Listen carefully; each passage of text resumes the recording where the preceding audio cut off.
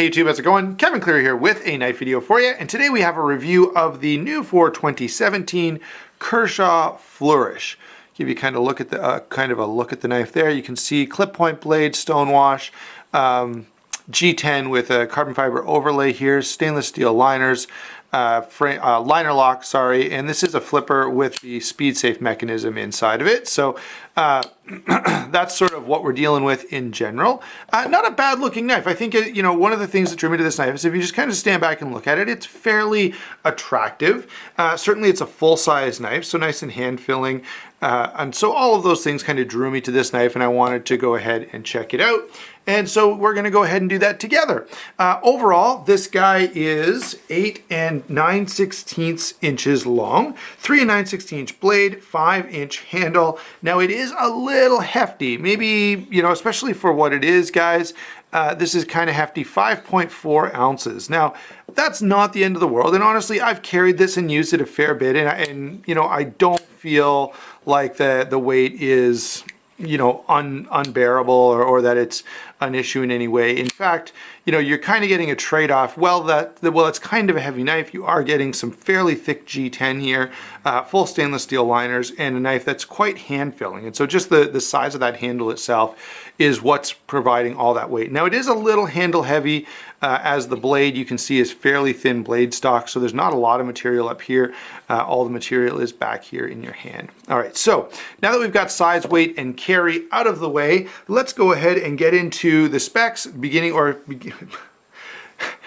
our discussion specifically about the features, beginning with the blade and working our way kind of back the knife in this direction the way that we always do. So this blade is, as we said, a clip point blade with a stonewash finish, satin flats in 8CR13 MOV. So 8CR13 MOV, it's fine budget steel. It's not, you know, amazing or anything like that, but it's passable for most people's EDC use. It does have a nice hollow grind, so it's really thin behind the edge, and I've got to give the knife some credit for that. This knife does slice really, really well with a hollow grind and fairly thin blade stock to begin with. That thing, you know, it is very, very thin and it just moves through material quite easily. Now, I will show you one little complaint here, and that is the plunge grind. Okay, see how that edge just thickens out at the base. It would have been better to just cut this, you know, cut this sharpening tool right to here and get rid of that. All right, and that's one of those things that you just see over and over again, and I always wonder, you know, surely knife companies that are making knives, they're aware of this and they just choose not to do anything, which is just a little frustrating to me. Anyway, let's go ahead and carry on. So now we've got sort of the general sort of overview of the blade, and I've got to say, you know, it's a nice looking blade. It's kind of got those angular lines, and they are sort of modern and cool looking, no question. It does slice really, really well. The only real complaint I can give you is that bit of an issue at the plunge grind there. Otherwise, you know, for what this is, you know, 8CR13 MOV is not a great steel, but, you know, we're talking about a knife that comes in, I don't know, around $40, I'm gonna say. So that's the blade. Let's move into the next point of discussion where there'll probably be a little more to say, and that is pertaining to lockup and deployment. So it's a flipper, does have speed safe, okay, so it does flip out there pretty quickly. One thing that I do like, so the flipper works really, really well. One thing that I like about this is there's a cutout or a, you know, sort of a hole here milled into the blade, and you can use that hole to deploy the knife really nicely just with your thumb. So the advantage of that is, you know, in certain situations, you know, if I'm at a restaurant, I'm going to cut up my son's hot dog. He always likes, you know, pieces of hot dog cut up in ketchup. Well, I pull this knife out. Do I really want to do this and have the people at the table beside me go, what is that guy doing? Probably not. You know, I'd prefer to just get the knife out, be able to open it up like that a little more discreetly. So I do like that aspect of the deployment. It's a liner lock, so pretty standard liner lock, nothing really special happening here. The lock tension, the bar is a little stiff, so you do have to really push on it, and it's also a little sharp. So if you're, you know, doing this like I'm doing right now, opening and closing the knife repeatedly, it can get a little uncomfortable, but it's not all that bad, okay? One last thing about this, and that is, hopefully I can show you, phosphor bronze washers, you can see them in there, but they're quite small. So notice the diameter there is fairly small, which I don't like. Now there's no side-to-side play, it's very solid, but it I like to see a little more stability in that pivot created by the larger washers. So that's a bit of a complaint that I have there, but it's more of a theoretical complaint, okay? I can't actually get the blade to move side to side. I can't even get it to flex. It's quite sturdy. So although, you know, I'm saying I like larger washers, it doesn't seem to be an issue with this knife. That's lockup and deployment. Nothing, you know, there's nothing I really hate there. It's not the most amazing lockup and deployment I've ever seen in my life. But it's certainly functional, and I can't really complain too much about it, you know. So let's go ahead and carry on down into the handle itself. Now the handle is fairly large, okay? It's nice and hand-filling, and I think that is something to be appreciated. I really like the look of this. They've achieved definitely a nice carbon fiber look without making this an extremely expensive knife. So again, that's really good. I like the way they've incorporated the lanyard hole into the design, so it's not, you know, sometimes a lanyard hole feels like it interrupts what the knife is doing, and I don't like that. This way, it just sort of seems to flow, so can't complain too much about that. The pocket clip is tip up, left or right hand carry, which is definitely a win, so the lefties will be happy about that, even though I know the liner lock still isn't perfect for them.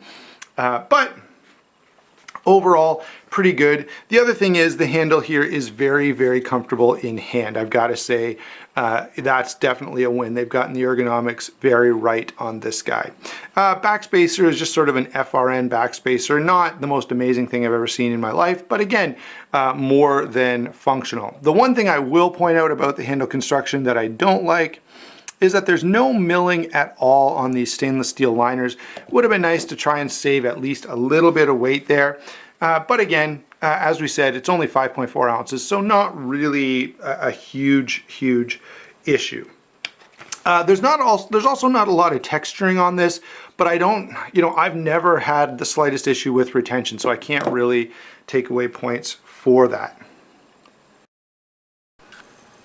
Okay guys, so we've gone over most of the specifics on the knife, and I do want to get to some comparisons. Now one of the things I've got to point out is the comparisons here could like go on and on. So I've got a few variables. I've tried to put in something that's a little more expensive. I've put a few things that are around the same price and maybe even a little bit cheaper. So let's go ahead and get into some of those with this sort of qualifier, and that is there are like a billion knives in sort of this segment of the marketplace, so it makes it really, really tough. And of course, one of the nicer ones is going to be the Rat Model 1, and that's one of the ones that we sort of use as a standard. Great knife, around the same weight as this, by the way, so that should give you a comparison. If you're familiar with the Rat 1 or if you carry one, then you probably won't have any problems carrying something like this. They're both over 5 ounces. Not a lot over, but over. Okay, so there's a Rat Model 1. You can see how those two break down as well. Another standard is... Wow, and I failed to flip it open. Another standard in this price point is the steel wheel cut jack.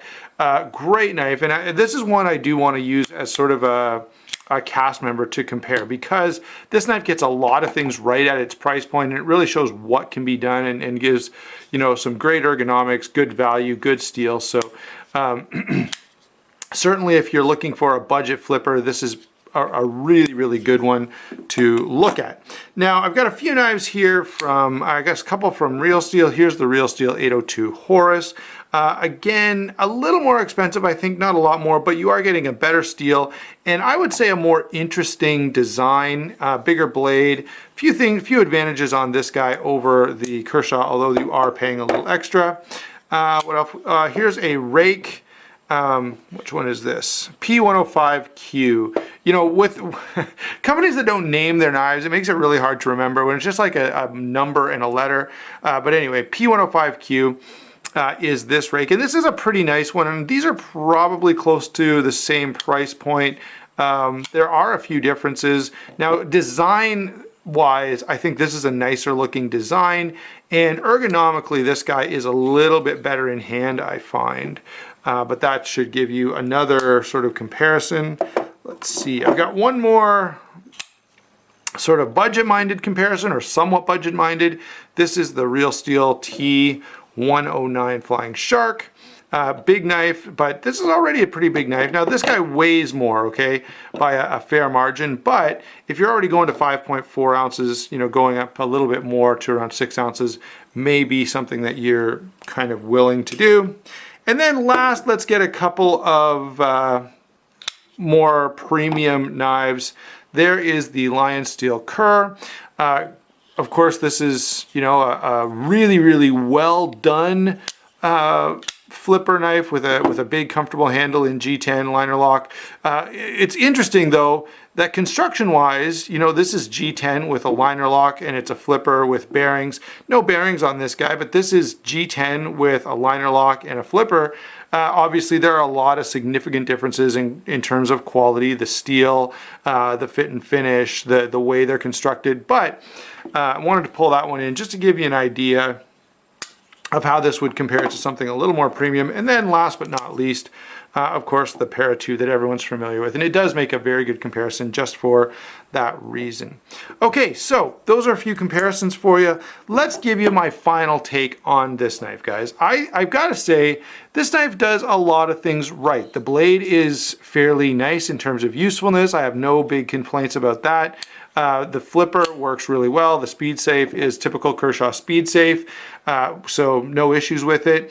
That one little issue with the plunge grind was about the only bad thing I had to say about the blade. In terms of the handle, the construction is fine. I wish it were standoffs rather than a backspacer, but it's not the end of the world. And ergonomics are quite good on this. So this is a fairly hefty, you know, full-size folder with speed safe. If you like the design, if you're looking for something like this, this is a performer for sure. It'll do what it's supposed to do without giving you too many issues. Are there other options out there? Of course there are. There are tons of other options. And really at this price point, it comes down to knives that, one, don't do anything severely wrong, and two, have a design and a size that's compelling to you. All right, so there you go. Hope you enjoyed the video. Don't forget to like and subscribe, and we will talk to you soon.